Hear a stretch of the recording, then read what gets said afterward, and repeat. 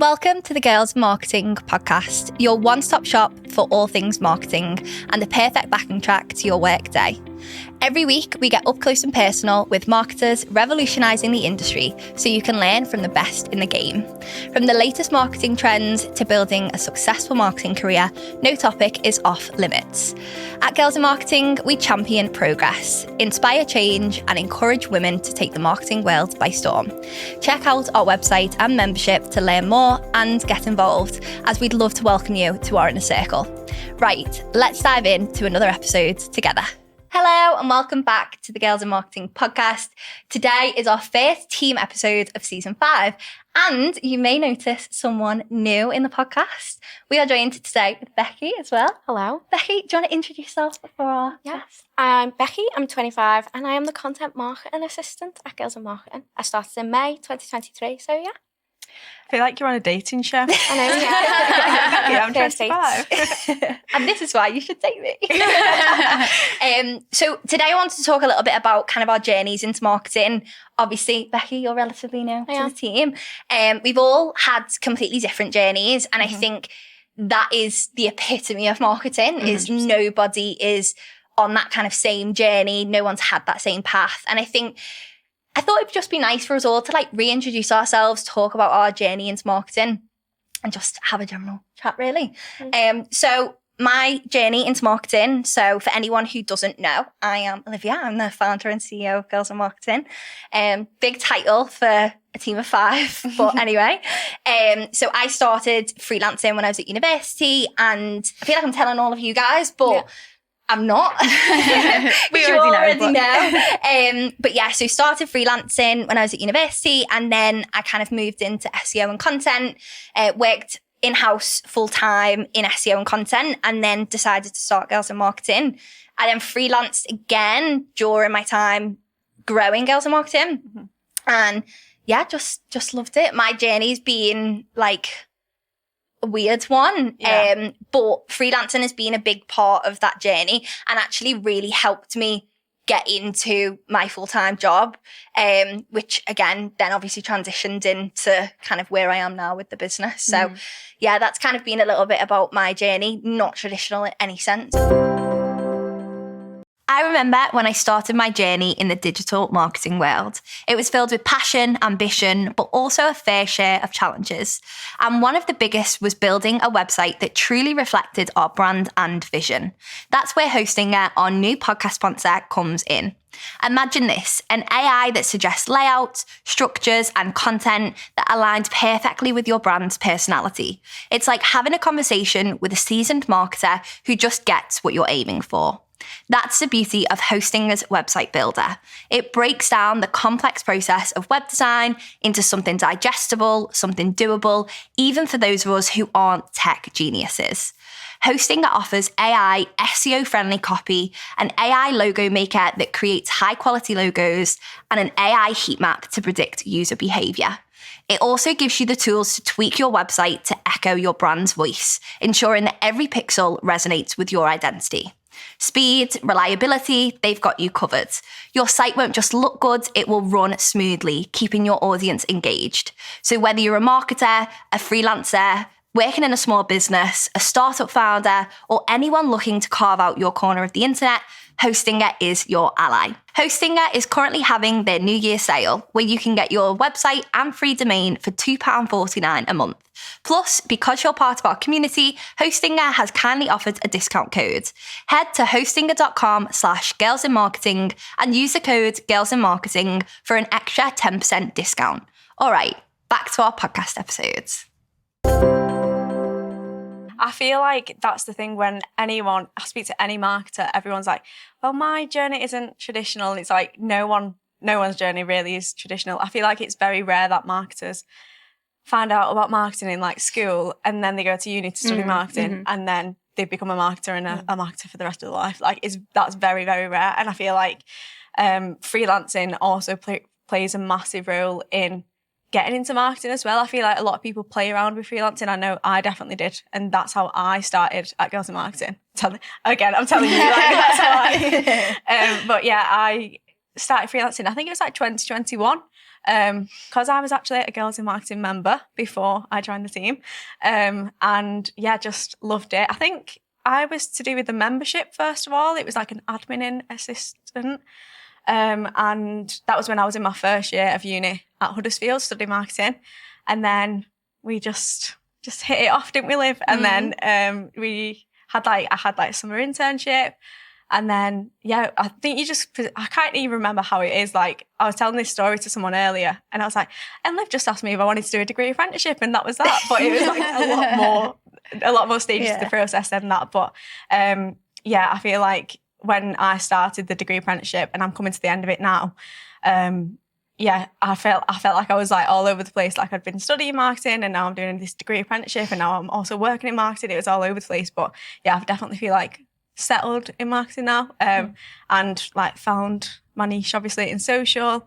So yeah, again, I feel like mine is so untraditional, but all over the place. And I guess like everyone else does as well. Yeah, I think it's the same for everyone. Like you say, I think to know that you want to do marketing, to like study it is quite, maybe it's more common nowadays as people becoming more aware of it. One of my cousins actually, who's currently in college, messaged me recently saying, you work in marketing, don't you? I'm thinking of possibly getting into marketing. Like, what do you actually do? And you know, when you're like, I was honestly like trying to type a message back for about 10 minutes. I was like, well, it's sort of like, she's like, what does it involve? And I was like, it's such a huge field that there's so many areas that you can go into. You know, you can be really generalist, or you can specify, or like, you know, kind of really niche down. And there's so many different areas that you can get into depending on what you like. And I just sort of said, you know, if you want to study marketing, like, it's potentially a really good place to start if it's what, you know, you want to do already. And then you can like learn about the different areas and possibly get into something. I said, but you know, equally, like, I never studied marketing at university. I studied languages, and I got into marketing just kind of by accident, which like you say is what happens to so many people. And I've worked in a variety of different sectors, different size organizations, different size teams, specializing in different areas. Like, I've worked in roles that have been like very heavily focused on social media and content. I've worked in roles that have been a lot more general, roles that have been more B2B with quite a bigger focus on a variety of different areas, including like offline marketing and stuff like that as well. So yeah, quite a diverse range of experience, but it's only through doing all of those jobs that I've really found what I actually like. So I think you're right. There's no sort of like set path that you have to take. But if you do happen to know early on that you're interested in marketing, then there's definitely nothing wrong with studying it, because it's obviously going to give you a really good base to go off of. 100%. But I just think it's quite early when you leave school to know that that's definitely what you want to do. I certainly didn't anyway. I don't think I even knew about or thought about marketing when I'd left school. I went to uni to study film studies, so a bit off topic. It was an analytical degree, and I always knew I kind of wanted to go into writing or journalism. And when I graduated, I was actually meant to go to uni and do a master's in journalism, and last minute something about it just didn't feel right. I think I was a bit done with uni at that point, because I did 2 years in the pandemic and it was just enough for me. So that was when I started like Googling like jobs that you can do with film studies, and marketing apprenticeships just kept coming up. So I did go for an apprenticeship. Bit chaotic, not what I expected to do when I dropped out of uni, but it was the best thing I ever did. It was a broad digital marketing role in a small business. So I think as a newcomer, that was really beneficial, overwhelming at times, but I did get to try my hand at everything. I was copywriting, social media, content, like all that good stuff. And it was only really when I came into this role that I kind of niched down into content, which made sense because I'd always written a blog, like always loved writing. And obviously I wanted to go into journalism. So I don't know how I didn't figure that out a bit earlier, but I'm glad I have. It's all a journey, isn't it? It's all just and I think part of it is finding out what you don't want to do as well. And I think that's so important. 100%. Like, you know, thinking you're going to go on and do a master's and then go and actually that's not for me. I mean, I finished a degree in modern foreign languages and was going to go on to be a primary school teacher. At least I thought. Did one day of that PGCE course and was just like, absolutely not for me. Never thought I'd end up working in marketing. Like you say, didn't really have much of an idea of what it all consisted of. And now here we are, and I love it. And it's so varied, and you can be doing so many different things. So I think that, you know, for anyone who is interested in getting into marketing straight out of school or college, or transitioning from another career into marketing, because we get a lot of people who are interested in that, you know, career changes, wanting to, you know, move sort of from their existing role into something else. There's so many opportunities and ways into it, and there's so many transferable skills that can help you on that journey as well, which I think is so important to remember. And marketing as an industry is actually very accessible to get into. I feel like sometimes you hear people talk about like, oh, like, I just don't know where to go. And it's just like, there are so many things that you can do. And we do content on it like all the time about how to like get your foot in the door in the marketing industry. And there's so many ways that you can do that. And I speak to so many students as well, like you were saying then, about you didn't know what to niche down into, Becky. Yeah. And I feel like so many students who are going into marketing like stress out over that and like overthink that. And I think when you're coming out of uni or you're going into your first full-time marketing job, no matter what you've done in your career so far, I really think it's important, this might be a bit controversial, but I think it's important to go for like one of them general marketing jobs. I think you learn so much from such a general marketing job that sometimes if you niche down too early, you don't find out, like you might have never done email before because you've niched down into something else and actually you really enjoy doing email and you want to do that going forward. So I think it is important to like you say, broaden your horizons, like, do you know what I mean? Like just be quite generalist with your first marketing role and then you can go from there then. And just trying things out, isn't it? Yeah, and I think equally if you have niched down early on, but you're interested in something else, like reach out to people who work in the other areas that you're interested in, whether it's within your own organisation or elsewhere, you know, join marketing communities, reach out to people, ask for their insights, what they like about it, see if you can shadow people, see if you can gain mentorship opportunities. You know, there's so many ways to find out about a particular area of marketing without fully committing to it straight away. You know, there's so much that you can do to really find what you're interested in, isn't there? Yeah, well, that was one of the main reasons, like with Girls in Marketing, I obviously started it to like make friends and stuff like that. But another thing was like, I was in SEO and content and I actually wanted to learn more about like social and email because I'd kind of like done a few courses, like I understood it basically, like generally.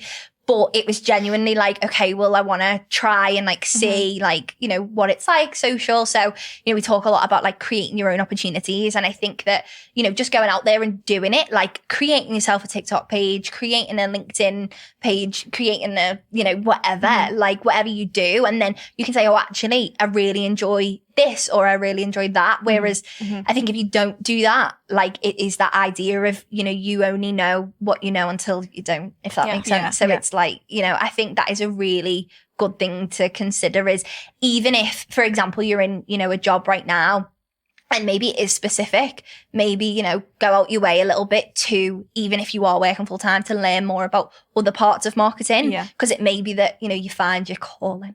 Yeah, 100%. Yeah, and that's what I did with TikTok, and that's how I first connected with you, obviously, because in my previous role, it was quite a specialised and quite a unique field, and a lot of the marketing we did, it wasn't on platforms or ways that you would do it in maybe like a more generic marketing role for like e-commerce or something like that. So I went away and I thought, if I want to get another job, I might need to know how to make short form content. This is all the rage.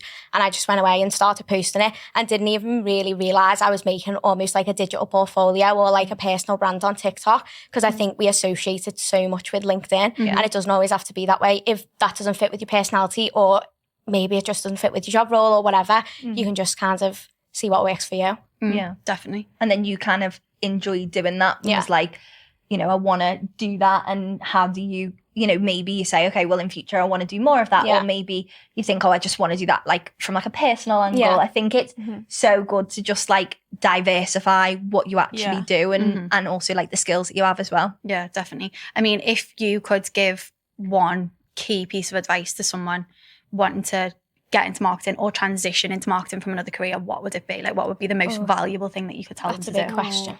That is a good Putting everyone on the spot here. Yeah, literally. I think, I mean, it's kind of been a running theme of like this episode, but just get out there and try things and, you know, do some courses, meet some people, you know, chat to people, go to networking events, like anything that you can do.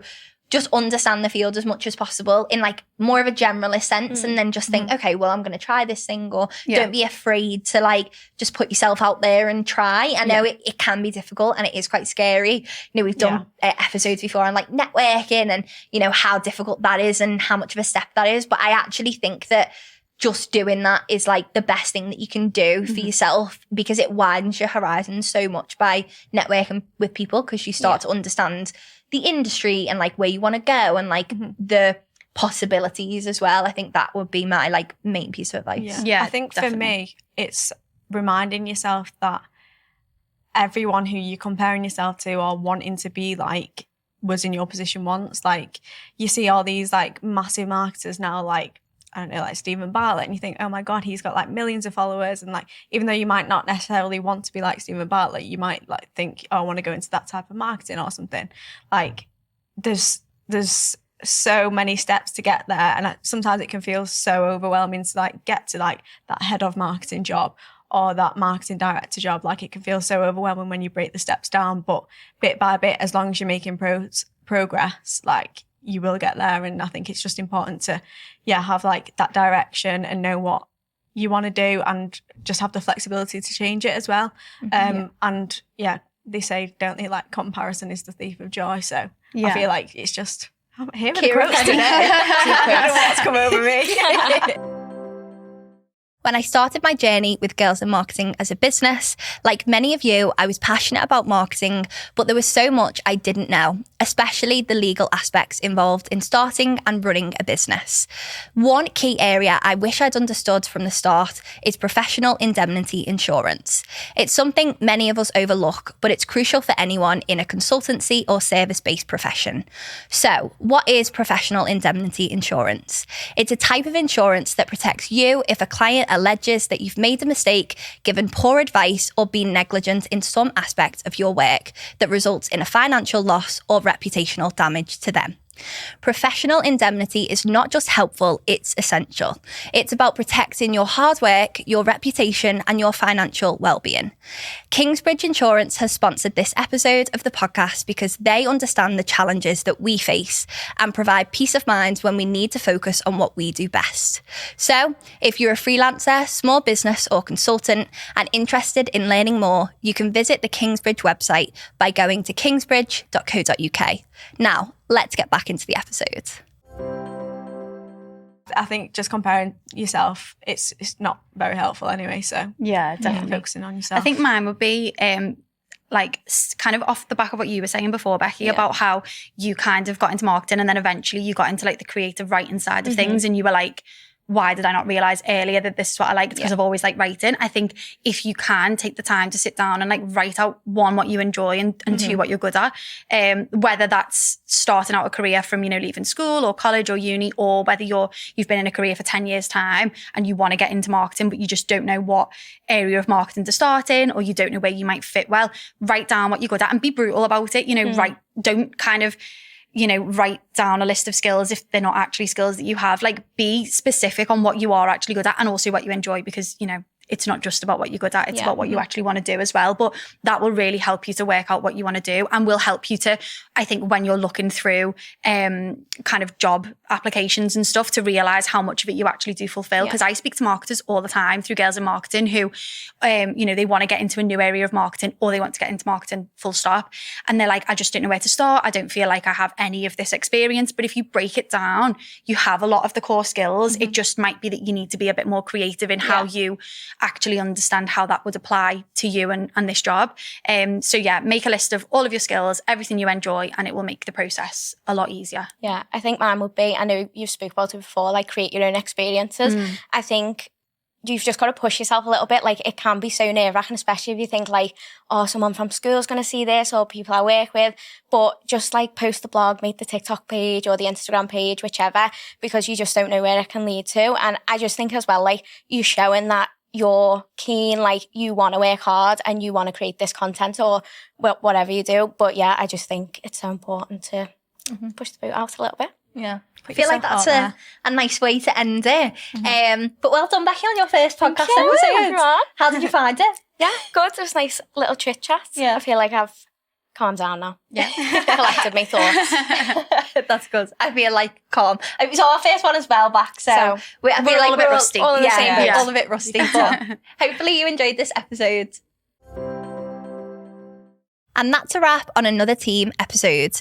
Before you forget, we'd love to make this a two-way conversation. Feel free to share your opinions on this episode with us on social media by tagging Girls in Marketing. If you did enjoy listening to our team chat about marketing, please follow and leave a review of the podcast so we can continue to grow and share more episodes like this one. Your support really does go a long way. We'll be back next week with another amazing episode, but until then, join in the conversation on social media. See you next week.